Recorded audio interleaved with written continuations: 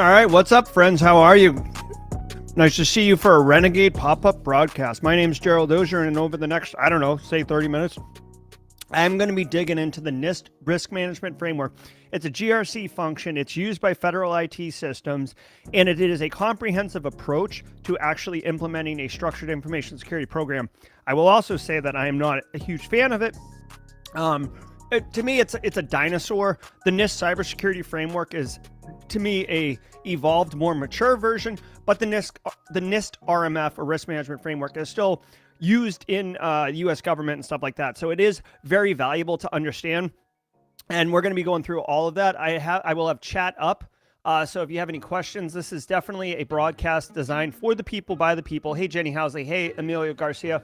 So let's just jump right into it, shall we? So you can see I've got chat over there on the side if you guys want to say what's up. Although it's not, is that the wrong chat? Hold on one second. Nist fully explain. I don't know why the chat's not working. Let me know if you guys don't see it in chat. One second. Why is this chat over here not pulling in chat? I see you, Steve G, Mel Cobbs. Answer all the non-Nist questions. Okay, hold on. I want the chat window to be accurate. So let me do this. Can you guys see this? Hello. Oh, there it is. All right. Give me a second.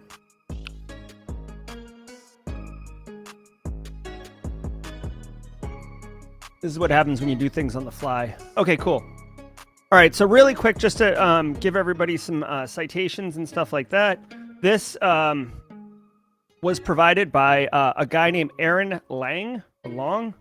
Aaron. This is his website. I'm going to drop the link in chat here. This is where this is what we're looking at, so you can bring it up yourself. Music by Stream Beats. Nist Rmf diagram by Aaron Long. Okay, guys, so check that out. Okay, so let's dig into it, right?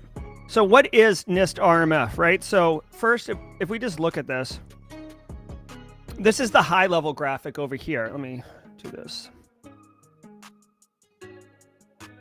Okay, let me move my camera off stage. All right, so can you still hear me?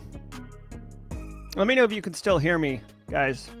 Can you still hear me when my camera's off? Let me know, because it's easier with the camera off. Hello? The love. Yeah. Okay. Thanks, Tom Bishop. All right, guys. So here's the deal. This is the Nist Rmf, and it's basically a 6-step process that allows you to put proper controls in place on a federal IT system. Now, you can implement this. You can implement this voluntarily, right? Like, it doesn't have to be a federal IT system. You can do it yourself, but a lot of times, you'll see it mostly implemented at the government level. Now, we are going to be talking about the RMF at the information system level. So there's 3 levels, right? There's the kind of high level, strategic level, then the business level, and then the information system level. When most people think RMF, they think of the information system level. And like when you're doing auditing and stuff, that's where that's done. So I'm going to show you, I'm going to talk through this really quickly. And then you'll see like how it maps into here, right? So you see this hex thing in the middle? Those are the 6 stages that correspond to these 6 steps. So first, let me tell you what the 6 steps are, and then we'll drill into each of them, okay? So step 1, you do go chronologically, although you'll see how it says repeat as necessary on step 6. It's funny that it says as necessary, but... So step 1 is categorizing your information system. What is actually in this? What is in this system? Like, what data is in it? Is it national security? Like, what is the deal with the system? Then the next, and this, by the way, you can do this in like 20 minutes, right? Like, step 1 is a very quick step. Okay. What's BSEC saying that's so harsh? You have a face for radio anyway. LOL. That's funny, BSEC. All right. So there is a document, I think it's NIST 860 version, like Rev 1 and Rev 2, or Volume 1, Volume 2, that will basically have a list of all sorts of types of data to help guide you on selecting what level categorization you should do. here is a hard truth, okay, guys? There's three categories. There's low, medium, and high, or low, moderate, and high, right? So when you're doing categorize the system, this step one, you're basically saying, is it low, moderate, or high? I would say 80% of all systems are moderate. And here's the reason why. Like national security systems, obviously classified systems, those are all high, obviously. But the most systems are moderate, and here's why. The level of control that needs to be implemented for high systems is very, very robust.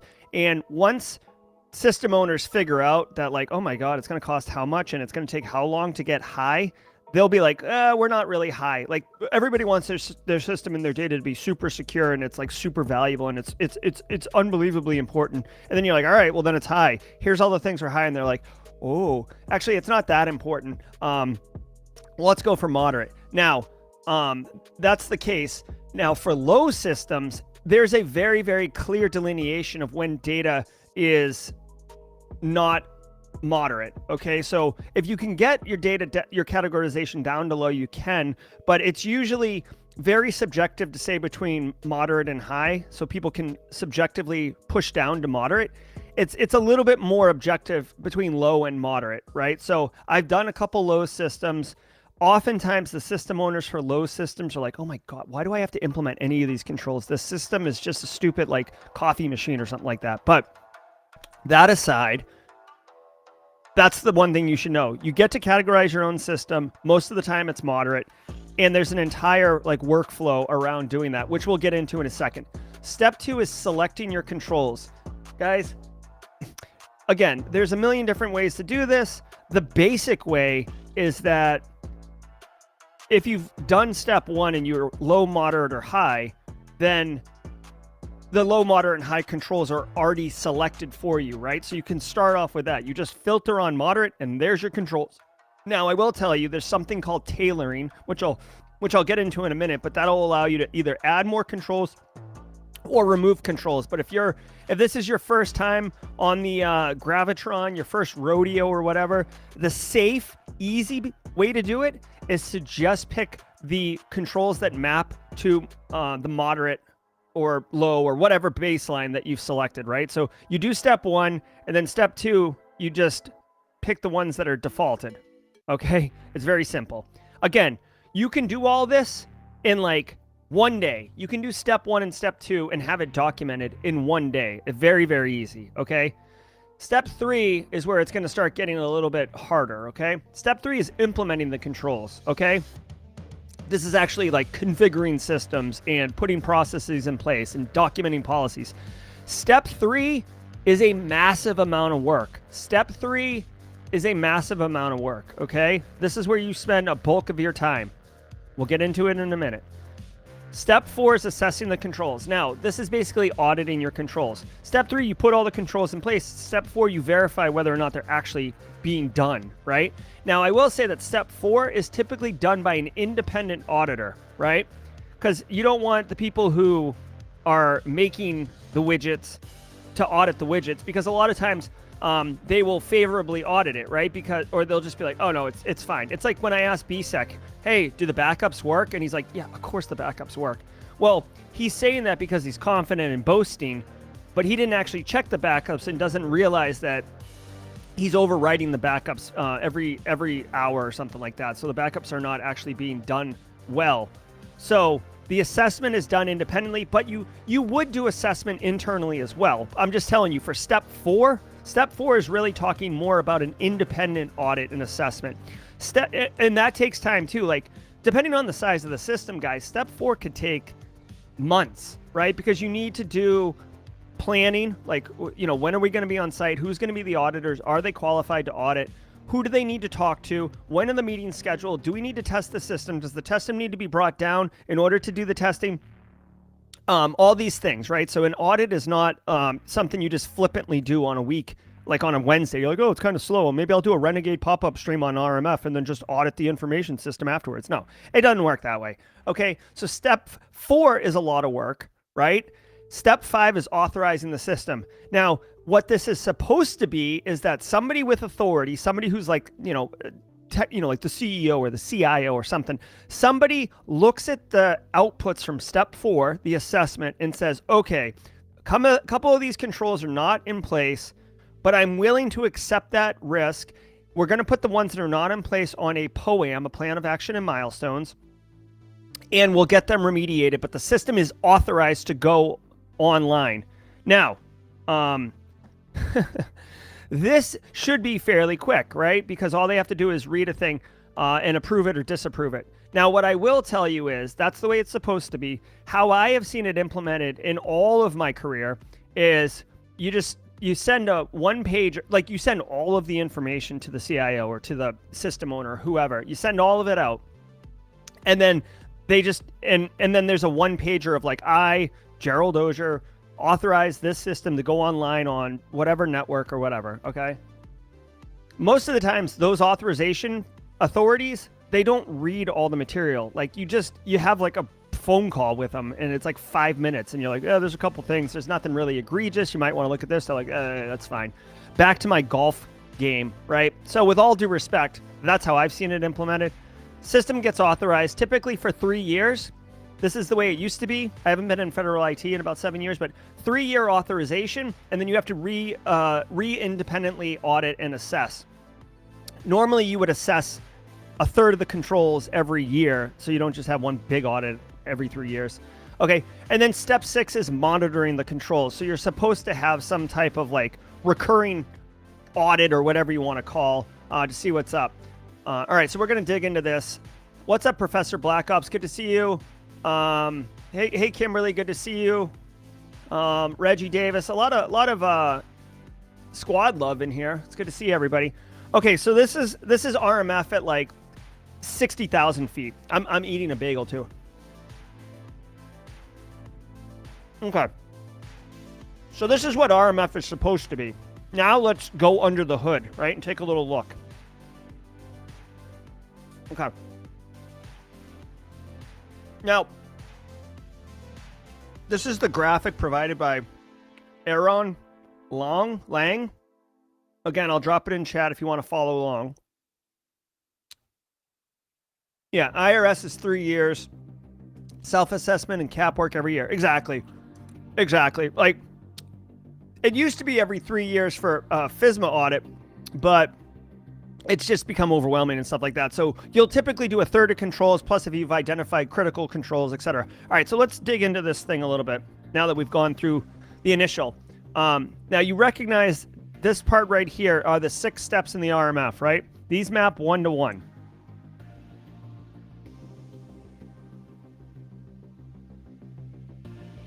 Okay, these map 1-to-1. So obviously you want to start at categorize system. Okay, now Grant, give me some grace, guys, the fact that it's a little pixelated. But you can see here, system categorization, and they dig in a little bit. I love it. So your inputs are your systems, and then you document system characteristics, you actually do the categorization, and then you review the system categorization, okay? There's a level of bureaucracy and, comprehensive oversight implemented here, but you can see he's listed it as task C1, C2, C3, and he uses Nist SP860 as the document right here. You identify the information in the system, you select provisional levels for impact, you review those levels, and then you finalize, right? So selecting, reviewing, and finalizing can all be done by the same people. Let me show you this. There's two volumes for Nist 860. There's volume 1, right, which is guide for mapping the categories, and then there's volume 2, which is the appendices for mapping. Okay, this is really dry content, guys, but let me show you really quickly because it makes a lot of sense when you see it. So I just randomly selected a random one here, okay? So central fiscal operations information type, right? So central fiscal operations include fiscal operations of the Department of Treasury that perform work on behalf of the government, so tax-related functions. And you could say here the security category, which they map to confidentiality, integrity, and availability, the CIA triad. All right. You guys, where am I? We know about the CIA triad, right? And that's how they do it here. So you can see, hold on one second. You can't really see it, but yeah, you can see here the security category for Department of Treasury information is moderate confidentiality, low integrity, low availability, right? So these are the values for your you've identified information type here. Now you're selecting your provisional levels. That's what these are. These are provisional. Like, this gives you a good start, and then it explains, like, it defines why your levels are that, and then they give you special factors of, like, any of this is in place, then it's actually high. Okay, now and guys, you can rinse and repeat. You basically just use this as a lookup, right? No one's going to read NIST 800 SP 860, right? You would literally just find the type of data that maps to you, right? So health, workforce management, education, right? Professor Black Ops is in here. He said something about IRS. Let's see if IRS is in here. Oh, wait. Let's see. Internal revenue. Yeah, there we go. Taxation management information activities include the implementation of the Internal Revenue Code, right? For that type of data, moderate, low, low. Okay, so hopefully you guys get the idea. You can use the 860 to basically look up whatever, federal information system you're working on, and then look at the type of data they have, and then you get those provisional values. Now, one thing that Nist Rmf says you're supposed to do is you choose the high watermark. So if it's like confidentiality is high, but then integrity and availability are both low, you still have to have a high baseline. Okay? You can't just say, like, well, 2 out of 3 are low, so we'll go with low controls. No, you have to choose the high watermark, which kind of sucks.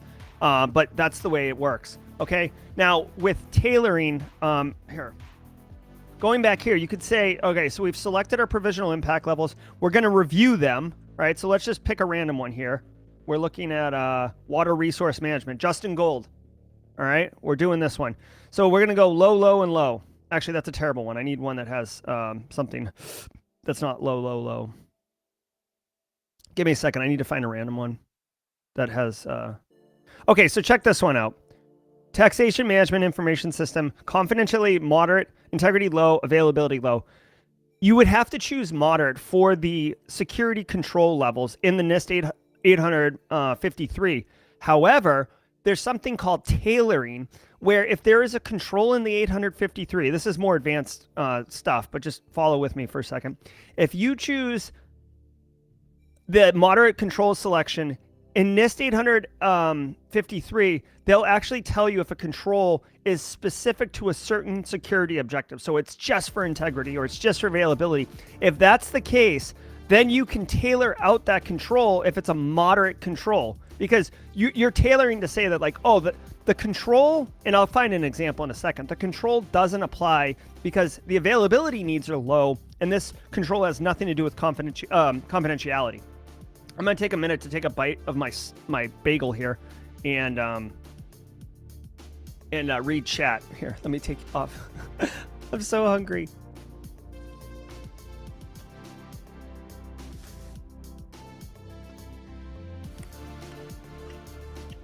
Yeah. I despise low, moderate, and high, too. Okay, let me see if I can find a quick control in NIST 800, SP 853. I'm trying to think of a control, like maybe a media protection control. Let me look really quickly. So this is the 53, which is like a dictionary. Let me take my camera off. All right. Oh my God, it's like such a heavy document. Let me just jump down to some controls. All right.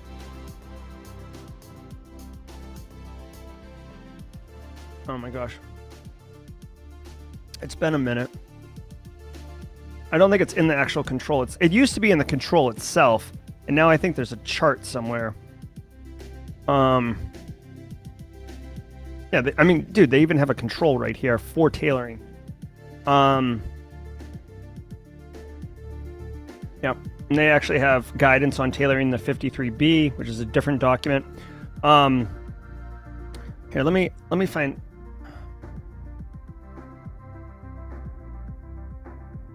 I'm just looking at a control right now. Yeah, there must be a it used to say it in the actual control what it mapped to, but now I think it's a chart, which kind of sucks, but like this eye chart, but give me a second. I want to see if I can find it really quickly.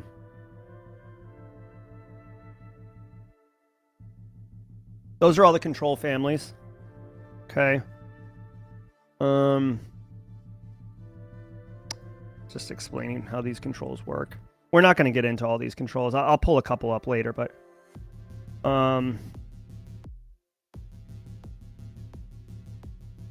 access control summary table. Okay, here we go. All right, well, it's too bad. Nist has changed it since I last did it, but it used to say it would actually have a breakout whether or not this control was for confidentiality, integrity, and or availability, right? So if you could find a control that didn't apply to confidentiality that was moderate, then you could cut it out if you were going to do tailoring. Anyways, it's a way to save on a couple controls. Getting back to the RMF, so basically you review all your controls and you say, okay, yeah, or you review all your data and impact levels and you say, yep, we are a moderate system, okay? So step one, we're a moderate system. Step one completed, right? Again, like I said, this should only take you like a day or two because you know what the data is. You know what's in the system, okay? All right, so step one's done. Step two, select the controls. And I accidentally just started doing that, right? So we say it's a moderate baseline. We go to NIST 853, right? And we say moderate. Whoops. Probably says moderate like a million times in here. All right.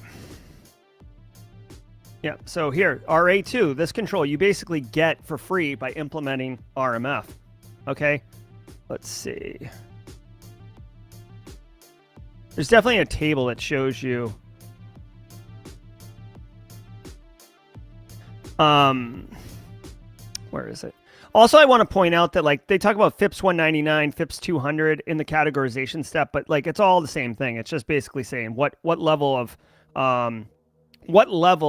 of security control do you want to implement for this system.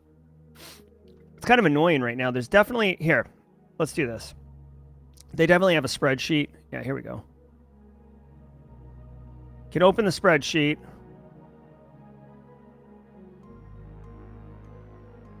So the spreadsheet's open. This I downloaded this straight from NIST, right? Now you could see here. Oh, this doesn't have it either. So this is frustrating. This is the entire control spreadsheet, but we want to be able to filter on. You want to be able to filter on like what controls apply to moderate baselines. Like you shouldn't have to do that manually. What's the? Oh, I guess they've split it out to 53B now. Okay, that's news. So that's relatively new since I switched. But here's the 53B. Okay, here you can see it now. This music's killing me. All right, so on 53B, you can see like for AC1, policies and procedures, AC2, account management, these are controls in the NIST 853, right? And then you would say, okay, security control baseline low, security control baseline moderate. So all you have to do is say we're going to say it's a moderate control, right? Oh my God. You just click here. You can see it's not just all X's. Deployed organization-wide, not allocated to baselines. All right, so we're going to choose X. And there we go. These are the controls for a moderate baseline, right? So you would literally just copy and paste this into a spreadsheet, and now that becomes your selected controls, right? That becomes step 2, select controls, right? Step 2. My big head's in the way. Step 2, select controls. That's all it is. That's all it is. Guys, You decided in step 1 using 860, as I just showed you, what the categorization is. And then step 2, you literally filter on that spreadsheet. That's the basic way. Obviously, you can do tailoring to get a little bit more finer control, but that's how it works. Okay, let's keep rolling on the graphic. Get my face out of the way there. All right, here we go. Now, step 2, so to get into detail on this, and guys, I've put a link in chat to this document if you want to see a cleaner view of it for yourself. Step 2 is selecting controls. As I said, it's just as simple as that spreadsheet, but let's actually go through it. So step 1 of selecting controls is selecting controls. You can use the baseline approach, which is what he's done here. The control matrix, he goes into additional detail here on the types of controls, right? Preventive, detective, deterrent, manual, and automatic, which is like basically you can like automate things.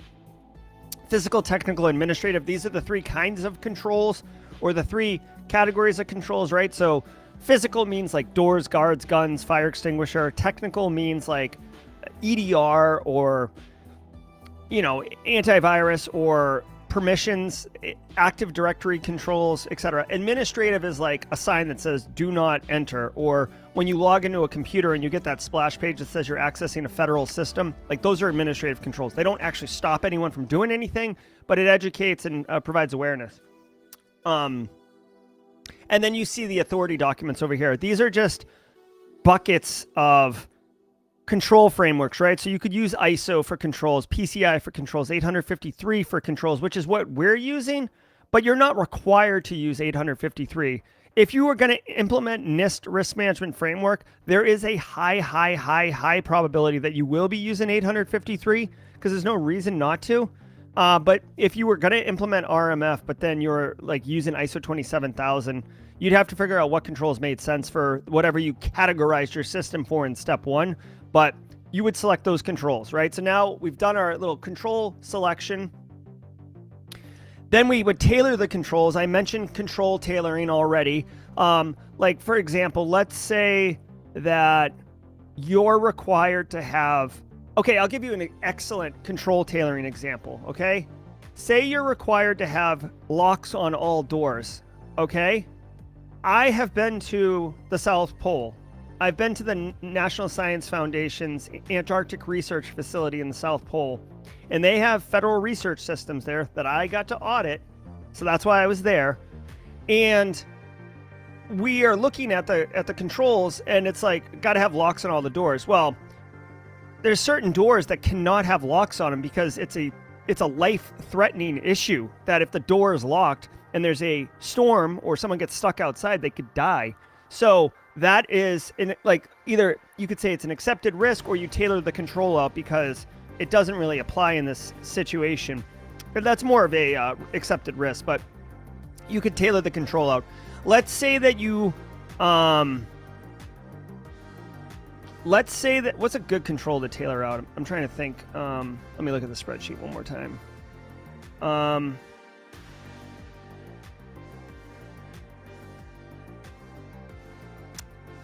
Hold on one second. I'll give you a good one.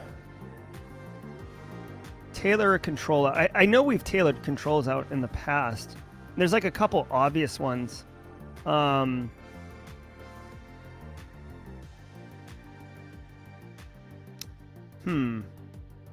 Media access, physical surveillance. So physical, yeah, I don't have one off the top of my head. It's been a minute. I don't know if anyone in chats has that. So, question from chat. BSEC asks, what's the difference between 53 and 800? 53B. So, wait, hold on one second. 53 is the entire, think of 53 as like the dictionary, right? It's got every control conceivable, right? So any control that you'd want to implement anywhere in your organization, if you got a problem, they'll solve it. That's what the 853 is. 53B is the control baseline. So 53B is like the extraction and the identification of the controls specifically in the dictionary that can be used to meet required minimum standards for controls to be implemented to be FISMA compliant. Hopefully that answers your question, BSEC. Okay. So keep it back here. We've tailored our controls, which basically means, let's say that there was like 200 controls that we had to implement. Actually, let's actually count them. We've selected a moderate baseline. Controls and control enhancements all in are 287. There's 287 control and control enhancements that we need to implement to be moderate baseline. I will tell you, when you tailor a control, tailoring controls, you maybe get to knock out 5 or 10. I've never seen tailoring do anything more than that. So now, like, let's say you're at 260 controls. It's an awful lot of controls. Jenny Housley gets my reference. Wow. Thanks, Jenny. Yeah, inheritance is a thing. So we're going to allocate controls to system and assets. Okay, that basically just means we're putting the controls in place where they make sense. And then we're going to document how to implement them. This is when you would do a security and privacy plan, like the plan on how you're going to implement these controls, and then review those plans, and then they get approved, right? So approving the plan is like, okay, we're going to implement this SIM, and we're going to put these controls in place. Again, this is where reality and practice divert. Step 1 and step 2, picking all these controls. You can do it fairly quickly. If you really wanted to be like super thorough on it, it could take a couple weeks. But no one is really documenting a plan on how they're going to implement their controls and then going to do it. What normally happens is the system's already online, or the people who want the system are like push, push, push. And you're building the plane while it's taking off, right? Hold on one second.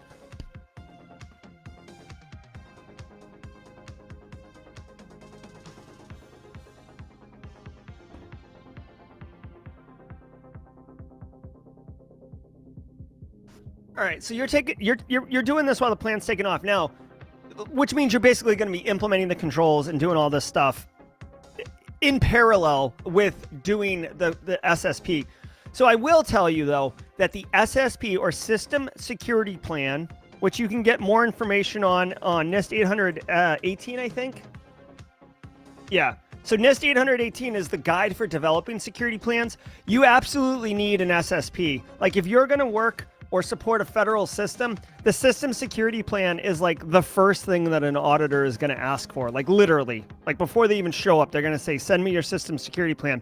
Because the System Security Plan essentially is a complete documentation of how the controls and security is implemented for your system, and all the logic behind why you made controlled decisions and selections. The SSP, as it's commonly referred to, is typically like 300 pages long. It's like massive because you have every control documented, and then there's like, network topology diagrams and crap like that in there. Okay. I'm going to take a minute here, read chat, and take a bite of my bagel. Give me a second.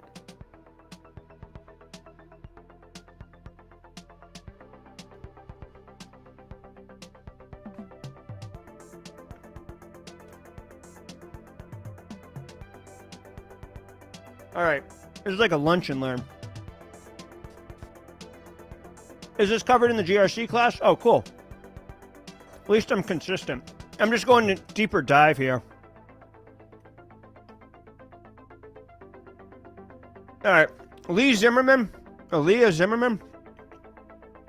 talking about the move to cybersecurity framework. Didn't really catch on, zero trust. I mean, I would say that the NIST CSF, I really believe the NIST CSF is far and away better than the RMF, but RMF's what they got. We're actually going to get to a section. I actually interviewed with the team that designed this, and I have some problems with it, and I told them my problems, and I honestly think that's why I didn't get the job, but I don't really care. It's fine. Link for the diagram? Sure. It's from this post from Aaron Lang. There you go. No problem, Abdullah. I have coffee for breakfast. Yep. All right, guys. So continuing on. You got your SSP. You guys are feeling good. You know, we're all like high-fiving and getting tacos and stuff. Step 3, implement controls. Okay? This is where it's funny. It's funny too because like look at the diagram, right? Hold on, let me move my head. Look at the diagram. Of all the steps, implement controls is the smallest one, right? It has the least amount of action going on. It is the most complicated and busiest of the controls. I mean, excuse me, of the steps in the RMF. It is far and away the most work. Okay? So it's kind of funny that it's the smallest one. But let's take a look, all right? All right.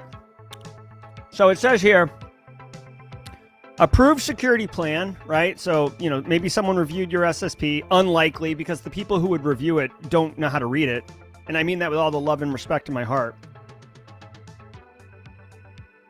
You're going to ask somebody who isn't really... You're going to ask someone who doesn't really understand InfoSec to read a 300-page document. I've asked many times in my career because I have to, because that's what you got to do. You got to get the SSP approved. They don't read it. They don't care. They actually, you're there because you understand how to read it and implement it. That's the reality, okay? All right, so let's look at this. Implement controls, document changes, okay? Guys, this is it. This is the grunt work, okay?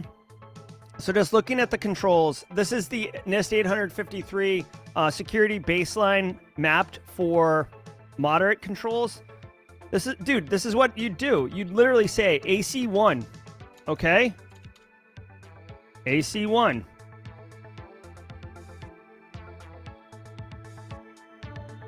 This is a NIST 53, okay? AC-1, right? And then you have to go find it, right?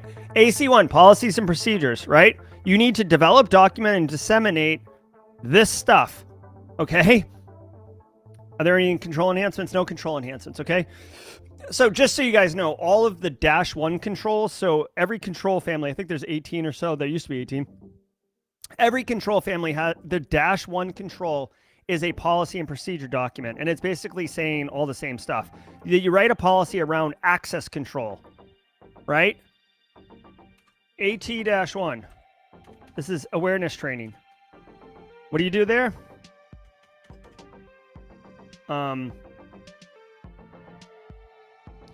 You write a policy and procedure for awareness training. They all read the same, but basically you need to write a policy document, okay?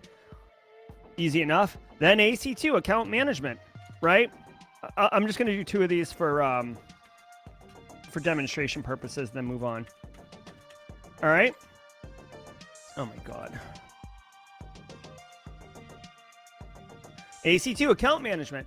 You've got to implement a control that defines and documents the type of accounts that are allowed, assign account managers, require, you know, something, criteria for role and membership. Now, this is an interesting one. Like, so AC2 is a big control. It's basically around how do people get user accounts? What happens when they change roles? What happens to user accounts when they leave the company or they leave the role, like terminating accounts?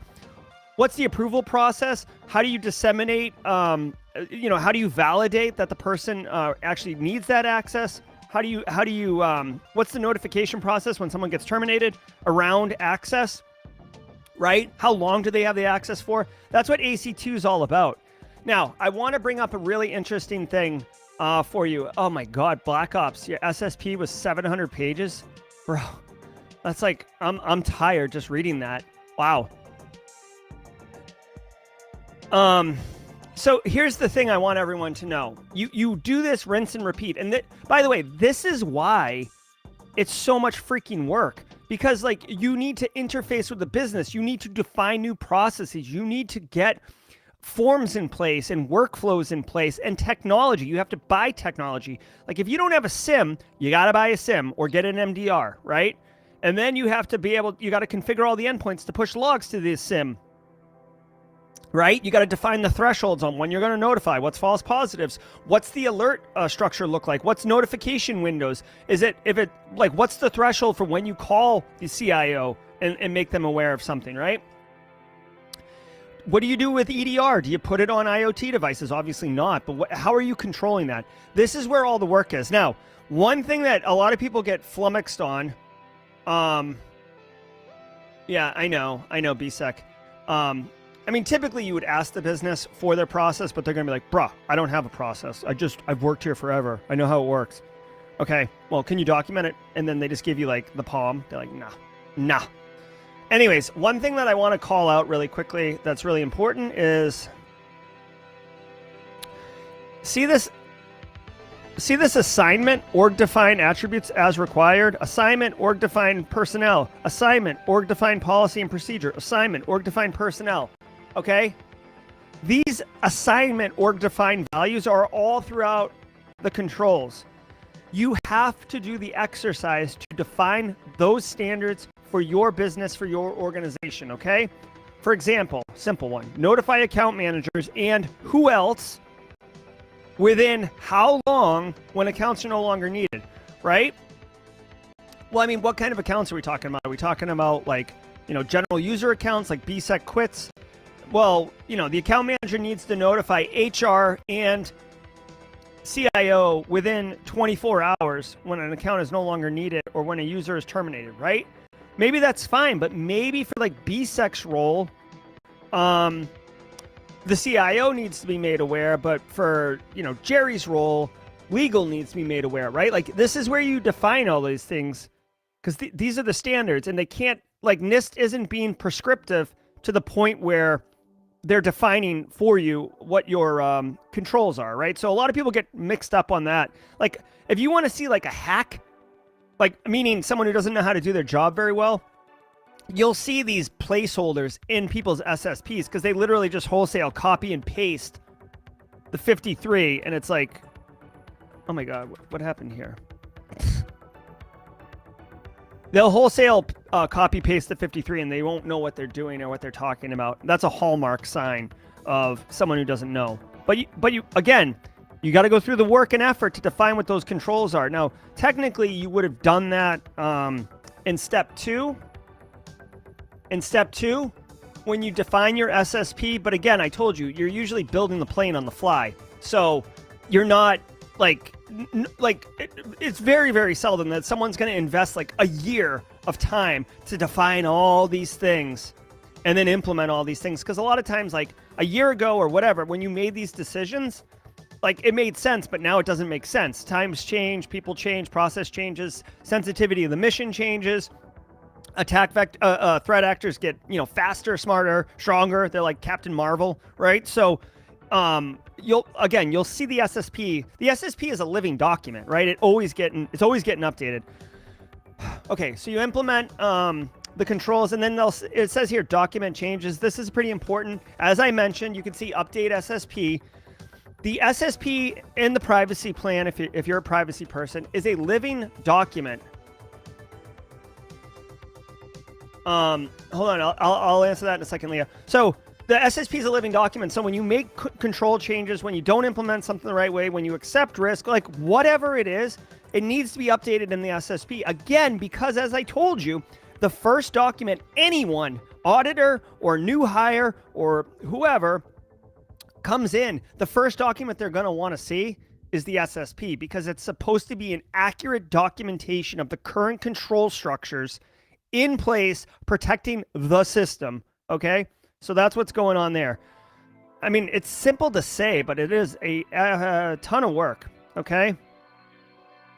Okay, now hold on. I'm going to take another bite of my bagel here and then read some chat. Leah says, only the Velociraptor can keep up with container development. How quickly can anyone update all the -1 policies? So, I mean, there's usually a dedicated people who update the SSP. The -1 policy shouldn't change that often. You really shouldn't be writing policy so detailed and so granular that it's out of date, the second it's published. Procedures typically get, kind of outdated. I mean, it's very seldom to see like well-written, accurate processes. But it, it is what it is. I'm gonna take a bite of this bagel really quick. Give me 1 second.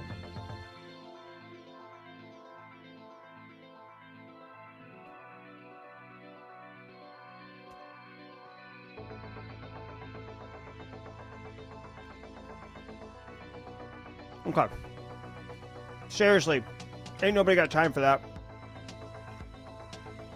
You said it, man. B-Tech knows what's up. Getting stuff documented is tricky, man. Okay. Not only IT, what is that? Is that a bagel? Is that a bagel emoji? That's awesome. All right. Facts on ops. Sucks to be me on GRC. Yep. Just looking back at chat. If I could just do video chat with Jerry. InfoSec kid took an audit class and they audited an organization underwater. That's pretty cool. I work remote IT help desk. Unfortunately, I have to answer them. Okay. The Nist Rmf helps you build your SSP. So W asks, does the RMF help you build the SSP? Kind of, not really. The SSP, go to Nist 818, which is this one right here. This will help you write an SSP. But really, really, really, really, really basic. What all you have to do is choose your controls, copy and paste them into a document. This is why it takes like hundreds and hundreds of pages. Put the network diagram at the top, put a description of the system at the top, and then explain for every control what you're doing to implement the control specific to your organization. We implement Graylog for SIM. We use Sysmon for pushing logs. Like whatever it is, document how it's being done. That's all it is. Have a good one, Leah. Thanks for hanging out. All right, so let me continue on here. Let me know if this is useful or valuable, guys. Let me know. Or hit the like button. I mean, this is a Renegade pop-up, but there's 70 of us in here, so we're partying. All right, guys. Moving on.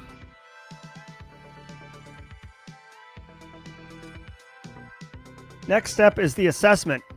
Assess controls. This is where my audit people are at. Get your audit on. Guys, when I tell people, listen, when I say, hey, like, a great entry-level job or breaking into cybersecurity job is audit, this is why, what I'm about to explain. Audit is sick because it's usually outsourced by the government to professional services companies. Professional service companies charge, like, what they pay you X, and then they charge 2X, right? Like, to make this math simple. A professional services company is not going to lose money on putting your butt in a seat. They're only going to make money. So they are highly motivated to do that. Okay? This is where a control assessment goes. Now, looking at it, again, here's a link to the graphic for those of you wanting to follow along. Thanks, Aaron Carson. Thanks, Mervin. Good to see. Party on, Wayne. Yeah, thanks, Jim Lund. Thanks, Tom Bishop.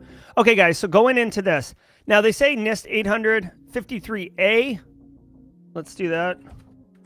Once you do this a few times, it's like you don't even need to go there. But the 53A is a companion document to explaining how to do the audit. And you can use this all you want. I'm going to give you the TLDR version here in a minute. But this was published in January of 22. So this is great. This is relatively recent and relatively new. When I used to read this back in 2017 or 2018, 2019 and below, it was useful but not super useful. But this will tell you, this is a great document if you want to learn foundational information security auditing. Okay, going back to the diagram. Yeah, exactly. Black Ops. Yeah. I was part of that. Well, I wasn't on the IRS team, but I worked at Booz Allen, and I was there when they had the IRS contract. We had a whole team out of Charleston doing that stuff. In fact, we might know some of the same people, but he's 100% right. There's no way that Booz Allen's paying you $250 an hour if you're a junior analyst. They're definitely making money on you, and again, that's why. Think about the perverse incentive. Booz Allen can hire someone with no experience and give them less salary based on that constraint. Oh, you don't have any salary. I mean, you don't have any experience. Here's $45,000. Here's $60,000, whatever. and they're still getting $250 an hour. They could hire another person to do it and say pay them $100,000 an hour. They're still only going to be able to charge $250 an hour. So there's a perverse incentive for the professional services company to have the cheapest employee possible fill that work, if you follow what I'm saying.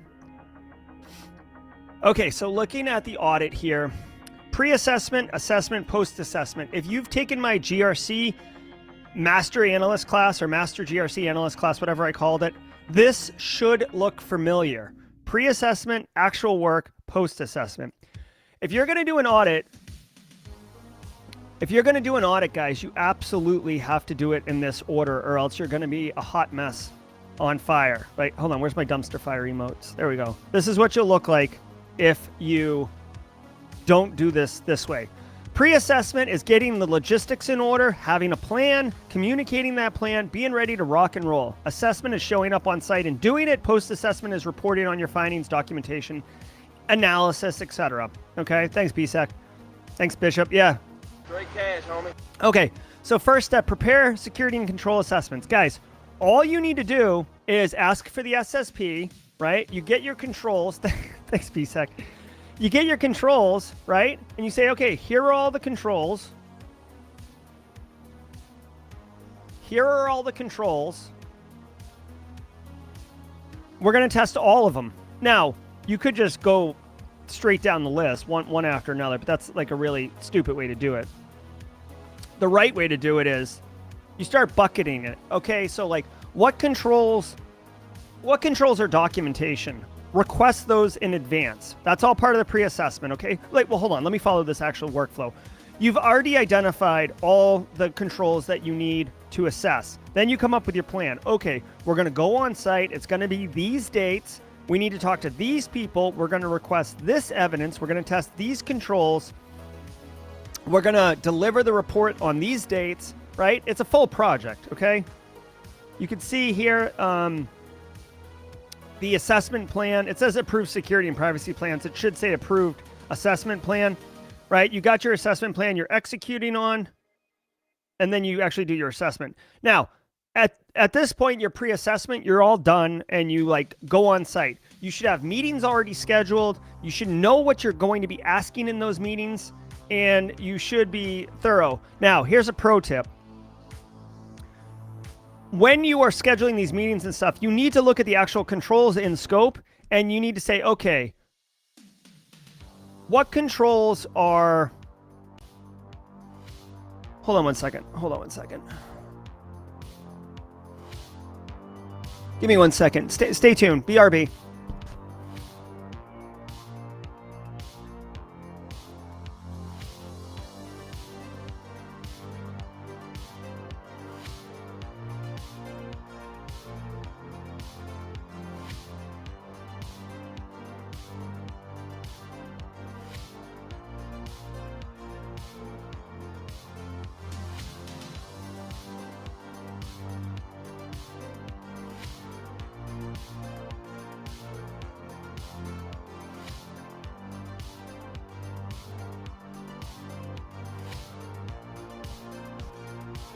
Okay, so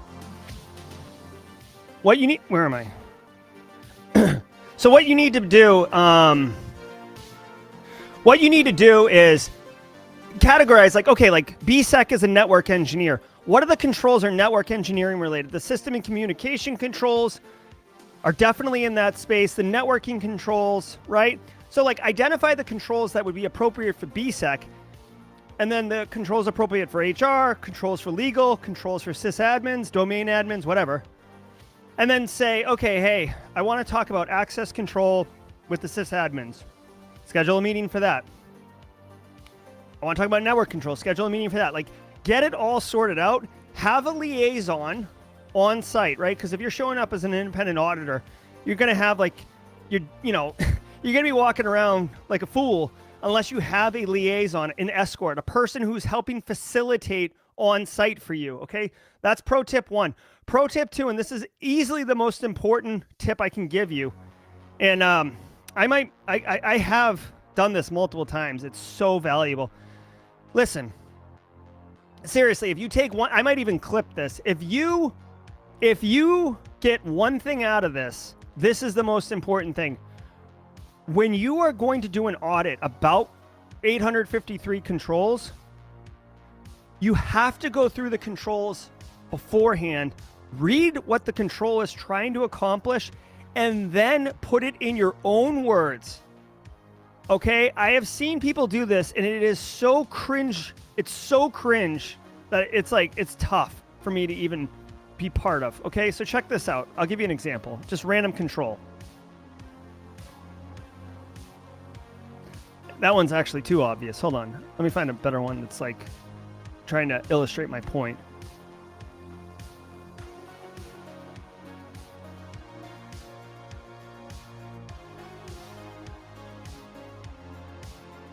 All right, here we go. So this one right here, information exchange, CA3. We'll say it's in scope. I have literally seen people who do not do the step I just told you and sit down in an audit that they have scheduled and say the following. It's painful.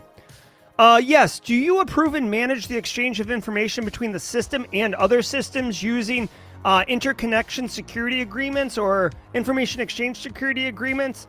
And do you document as part of each exchange agreement the interface characteristics, requirements, controls for each system, and the impact of that information communicated? Like, I've literally seen auditors do that. And you know what happens? The person on the other side of the table, the BSEC on the other side of the table, the Zach Hill on the other side of the table goes, what the are you talking about? What does that mean? I don't understand what you're asking me. And then the auditor goes, oh, I'm asking you, do you approve and manage the exchange of information between the system and other systems using interconnection security agreements, information exchange security? Like, they don't know what they're actually talking about. They're literally just puking out what it says in the control. And even that one's not terribly complex, but like, you know, AC2 is a good one too. It's just, this is so important that it bears repeating, right? Like, if you ask somebody in a meeting, well,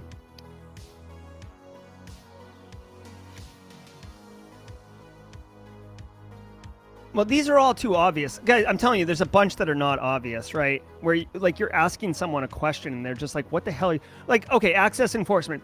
This basically means, this control basically means, is there technology in place and are there authorization processes in place to make sure that only people with appropriate authorization are allowed to access data that they're allowed to? That's what this question is asking, or this control. But I've seen people say, like, do you enforce approved authorizations for logical access to information and system resources in accordance with applicable access control policies? Yeah, I can read it too, you jackwagon. But, like, no one knows what the hell that means. So, to reiterate my fine point, when you are doing your assessment planning, you better be ready to convey in a very clear way what controls you're trying to associate or assess, excuse me. Also, I want to point out that it's worth noting, like, this control right here, you wouldn't ask this question, then this question, then this question, then this question. What you would actually do is you'd sit, like a good auditor would say, hey, listen, explain to me, like, when someone gets hired, how do they get access? Like, what's the process? What's the workflow for access? Then you have to listen. And as, you know, they're explaining their workflows and processes, you start kind of ticking off, like, oh yeah, they do document the different types. And there is someone who's responsible for the accounts. And they do create accounts in accordance with their policies, and they do monitor, right? Like, okay, so that's the creation. Now walk me through if someone gets terminated, like fired, right? If someone gets involuntary terminated, what happens? If someone retires, what happens? If someone switches jobs, what happens? Like, that's the right way to audit and ask questions. Reading the 53 verbatim to an IT person, you're going to lose massive amount of credibility. You're going to look like a joke, and you're not going to actually get the data that you need in order to actually complete the assessment. Pro tip 101, okay? Okay, so anyways, the blue is where you're actually doing the assessments. Now, the final post-assessment, you go on site, You do all your assessments. You do speak English to them. And then you come back to your desk. You go through all of your controls. This is the grind work. You go through all the controls. You assess whether or not the control is in place, whether it's not in place, whether it's partially in place, even though that's a fail. Partial is better than nothing, right? You might have to ask for additional information, like, oh, hey, during the interview, you said, BSEC said that you guys use an like a new form that a manager fills out to get access. That wasn't submitted during the pre-assessment for document review, so can you send that over? Or even more valuable, can you send over the last 5 people who got hired and that form filled out? Now you're actually testing that the workflow is in place, not just the blank document, right? The last 5 people who got hired should have gone through that process if that's the process. Plus, send me the last person who got fired or terminated. Show me the form or the workflow, or show me that their account was disabled on the day that they were fired, right? Since it's, or the day after, right? Because your standard said 24 hours, right? This is how you do audit and assessment, okay? Oh, cool, BSEC, yeah. So anyways, this is the assessment part. All right, so we just did step 4. Nice work, everybody. All right, moving on. Step 5, authorization. Now, guys, our output of the assessment is a report that says, here's all your controls. I've audited them independently. I validated that, most of them are in place. The ones that are not in place are here. Now, you normally, the independent auditor wouldn't do this. The security team would do this. And you would say, okay, for the ones that are not in place, we're either going to accept the risk and document that. We're going to have a plan in place to fix it. Like, we don't have budget to fix it right now. We don't have the staff to man the controls to fix it, right, or to monitor it right now. Whatever it is, you have a plan in place and you start executing to it. Now, we're about to get into where I got into a bit of a disagreement with Nist and why I probably didn't get the job. This step right here is authorize systems. We'll walk through it and then I'll tell you what's up. The DAA, or the system authorizer,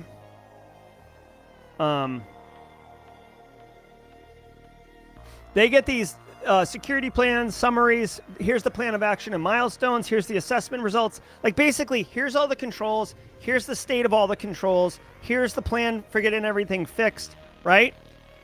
You put an authorization package together, which is basically just like a one-pager executive letter that says, I accept it.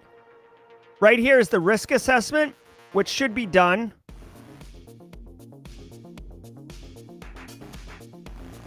Okay, so I don't agree with this, but anyway, so a risk assessment is done. Basically, for the controls that are not in place, what is the risk? What is the impact and likelihood of not having that? Is it as simple as having like a little bit of sand in your swimsuit, or is it like stepping into a fire? Right? Those are two different bad situations, right? So what's the actual risk of the gaps in our control? If some of it's unacceptable, right? Like we're okay having sand in our shorts, but we're not okay being covered in honey and rolling around in a fire ant hill. So let's treat that risk, right? So do some risk treatment, all right? We cover ourselves in Dove soap so honey doesn't stick to us, and we go to the beach instead of going through a fire ant park, okay? Like, again, I'm just using silly metaphors to make the point. The point is, you mitigate risk down until the authorizing official feels comfortable with what it is and letting the system go online.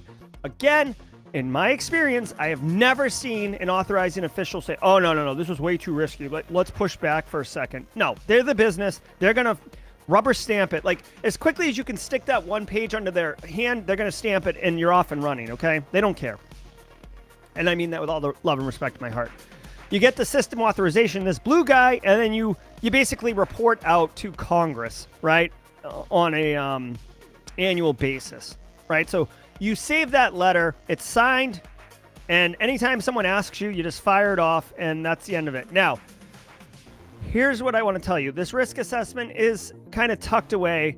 This is where I got into the argument with Nist. I said there really should be a step 4.5 or this should be a 7-step process. This step right here should be a risk assessment. You should do a full risk assessment on the gaps that were identified during the audit.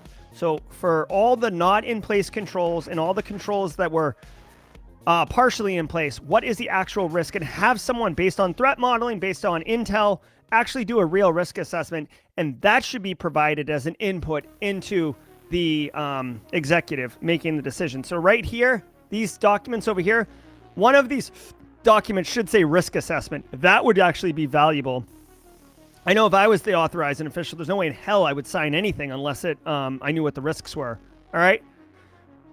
So we've got our AO, or our what do they call it? ATO, our authority to operate. In the federal government, the ATO is all that matters. It's the straight cash, homie. That's what an ATO is. Straight cash, homie. The final step, we're operational. Everybody's high-fiving. Everybody's like celebrating our wins. Now we just monitor the controls, which has varying levels of degree of effort. But you can see here, you monitor the systems. You do risk assessments periodically, like once a year. You do an enterprise risk assessment.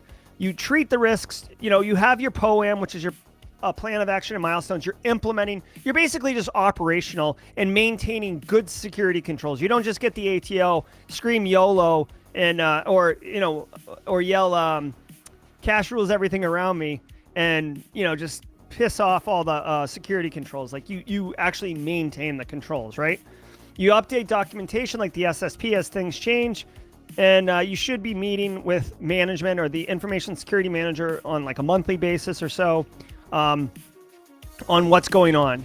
You will have to reauthorize the system. It used to be every 3 years. I don't know if that's still the case.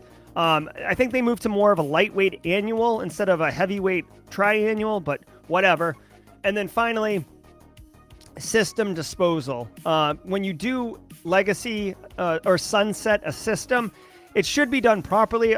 This is also never done correctly. Most people just throw the system out the door, or they just stop using it, but it stays in production. The data's still there. That's a hot mess on fire. A lot of people don't want to spend time and money on system disposal because they're done with it, right? It's like consumerism. The system might as well be plastic wrapping on a kid's toy on Christmas. It's like, I don't need it anymore. I don't care. But there is a formal process for system disposal, which should be done when the system's done. Now, you'll see here that they have repeat as necessary. It is worth noting that sometimes a system can change what it's doing, right? So like the system is originally designed for the IRS, like we talked about, but then they found out it's actually really valuable. So then like the Department of Treasury starts using it, or Department of Justice hooks into it, or like whatever. Like the FBI hooks into it because they're going to start using it to like crosswalk the way they caught Al Capone. Like, oh, we have these criminals, but we're going to try to catch them on tax evasion, right? Weird crap happens. So the type of data in the system can change. And because of that, you do have to iterate over this at least every 3 years. Like, hey, is still the same system? Are the controls still the same? Are we implementing the controls the same? Rinse, repeat, rinse, repeat. Again, the TLDR here is that it's not that hard a process, and it makes sense. Step 3 is easily the most time-consuming and busy. Step 4 is where audit happens, and it's very important. Steps 1, 2, and 5 are usually done pretty quickly, and then step 6 is just like ongoing work. Like that's like the job. Step 6. All right. Opening this up. Let me do this really quickly.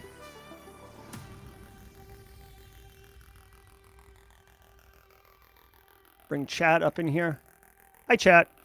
All right. So thank you for coming to my TED Talk. Give me 1 second.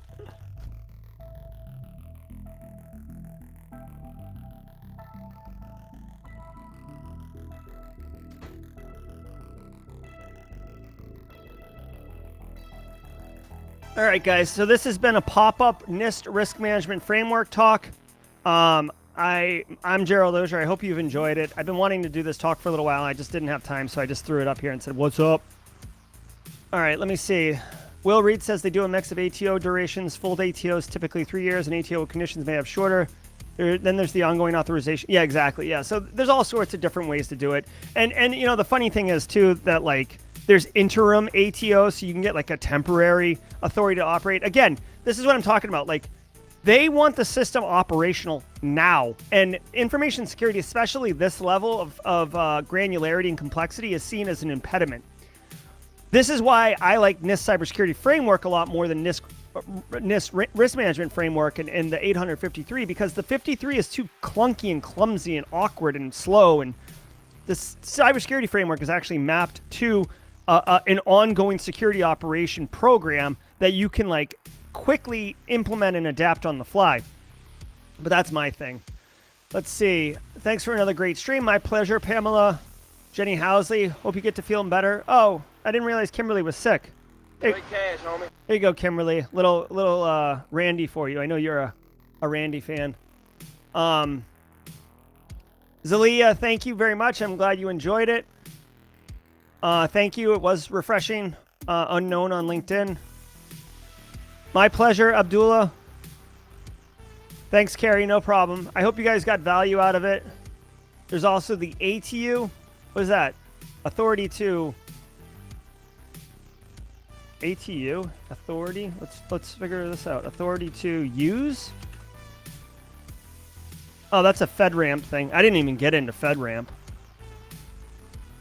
FedRAMP is basically like FISMA compliance for cloud systems. Each agency that issues an ATO or ATU for a cloud offering must review the cloud's CSP, of course. Does FedRAMP... Oh, wait, you guys aren't even looking at what I'm looking at. Does FedRAMP...